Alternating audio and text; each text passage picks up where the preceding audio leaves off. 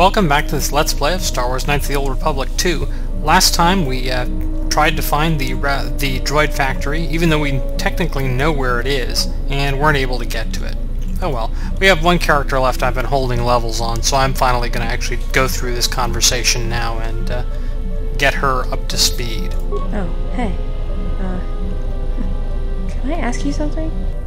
Anyway, she gives the whole, you know, oh boy, you're light side. Go ahead and ask. So I'm just going to skip that conversation. And we can ask why she doesn't kill her targets. I've killed people before, but not if I don't have to. And there's an awareness check here, and you can pull up the whole thing about Malachor 5. Oh, do I? Is that it? How you could ever possibly hope to understand is beyond me. Jedi don't have family. I know what happened at Malachor 5, and I know the Jedi didn't care about life there. And you can choose sort of a blatant light side option, stop trying to protect others. Get away from me. The next time you come and ask me a question, I swear I'll shoot you in the head and dump you out the airlock. She's, not very good with her threats, because, well, she's probably not going to kill me, because she doesn't kill most people. Oh, let's try talking to her again. What do you want now? So we can apologize. Whatever, don't worry about it. It's just a sore subject with me. And you can sort of apologize again. Yeah, well, they're dead. That's how that story ends. But not everybody's story has to end with losing their family or their loved ones. And not all the bounty hunting I do is for criminals or killers. And apparently she's implying she finds, you know, missing family members and stuff. There's a lot of lost people out there. Scattered ever since the Mandalorian Wars. And sometimes, it's like you can almost hear them. Like an echo, calling out for each other. And maybe, just maybe by finding them, I can start putting the galaxy back together. Okay, and you can say, you know, all things are connected through the Force, and, you know, Jedi mumbo jumbo, blah blah. Maybe. We'll see. I don't even know why I'm telling you this. But you're not getting anything else out of me. Not so lucky, are you? Because we are. Shoot. And we can ask about Hanahar. Hanhar's only a bounty hunter because that's the closest word for what he does. He's not out for credits. It's more vicious than that. And it runs a lot deeper. It's like he's out to make the whole galaxy suffer. Every living thing in it. He wants to break them, ruin them. And when they can't suffer anymore, he wants them dead. If you're dark side at Nar Shaddaa, you will get Hanahar instead of Mira. If you're neutral and you're not completely dark side, or well, obviously if you're light side, you get Mira. So you can ask what happened between her and Hanahar. I didn't kill him once. Biggest mistake ever. Do you really want to hear this? Well, Hanahar and me go way back, in the worst possible way. He's from some forest planet on the Outer Rim where Zerka had set up one of their slaving operations. You can ask if he was a slave. Well, not for long. Once off planet, Hanahar escaped from the Zerka slavers, then killed them all. And you can ask about why he was wearing the cuffs. I don't know. I always thought he just liked using them as weapons.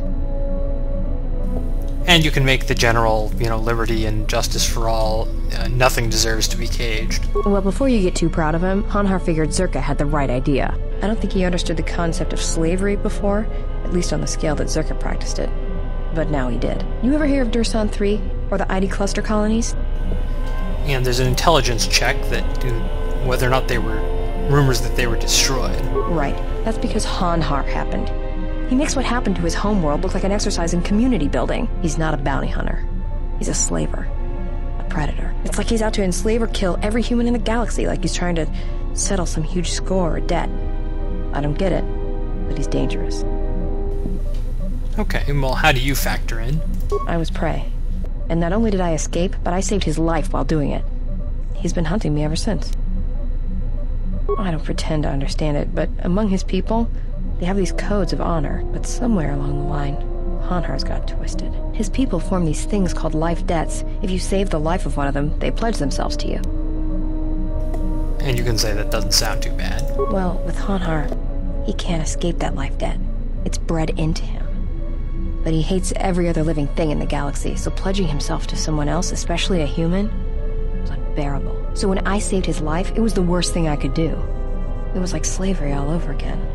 But it was in his head. It was like it pushed him over the edge. A life debt to Hanhar is the death sentence. He'll hunt you until you're dead.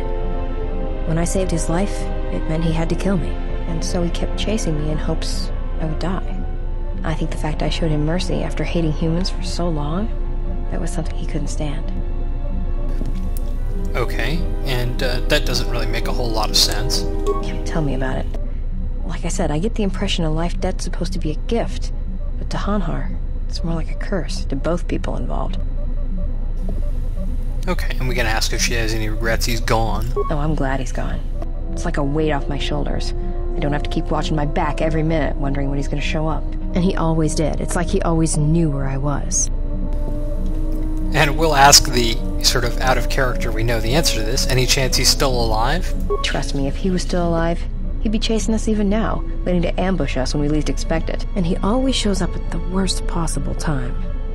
He was one of the best bounty hunters on Nar Shaddaa. Hanhar never gives up on his prey. Or his life debts. He's a hunter. He's a natural predator. Okay, well, we had a question about how she saved his life. Well, as happens on Nar Shaddaa, I made someone mad. Mad enough for them to send Hanhar after me. Turns out they were even able to get him cheap.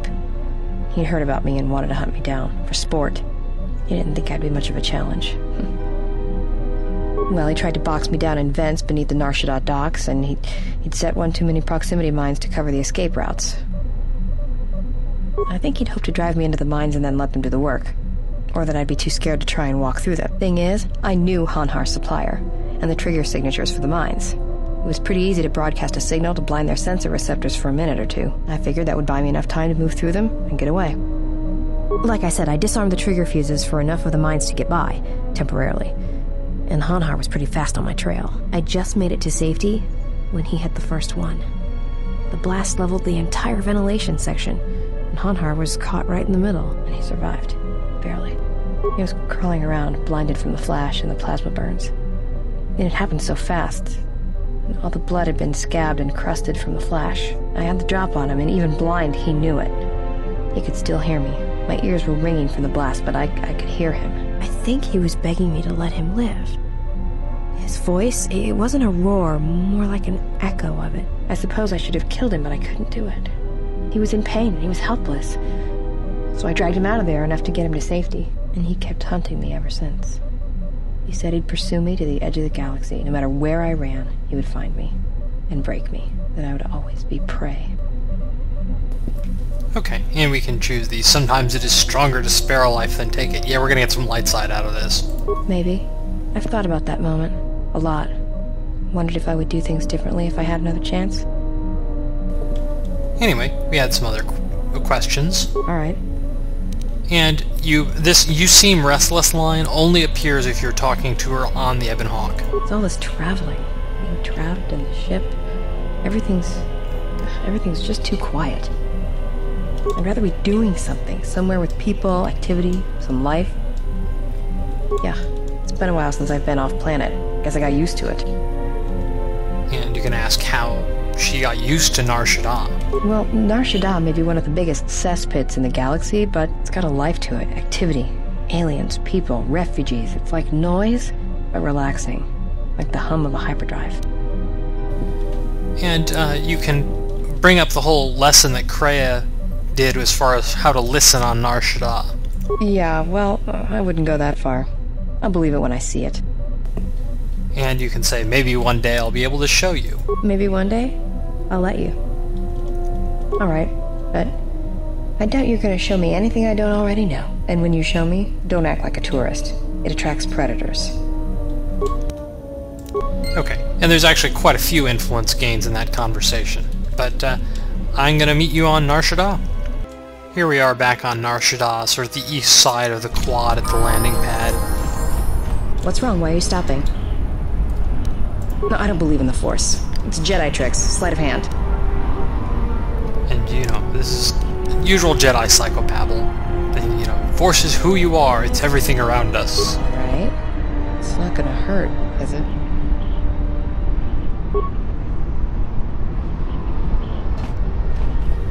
It says she closes her eyes, but they still look plenty open to me. Feel the currents here on Nar Shaddaa, the ebb of life. A simple kindness can be given to another. This is the Force, and all our choices, from the greatest to the smallest, affect each other, and the echoes travel. I can feel this planet.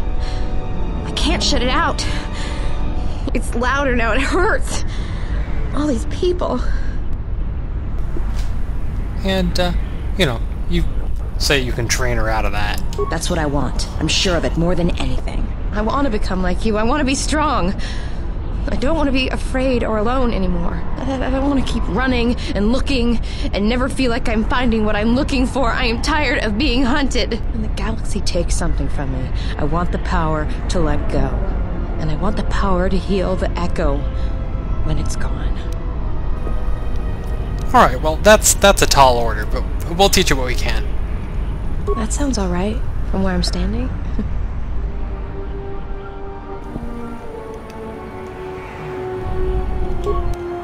And Mira becomes a Jedi Sentinel. This is the last character in your party you can turn into a Jedi. There's still one character we haven't recruited yet. We'll have to do that on Onderon. But for now, I'm just going to gain my levels and be done with this episode.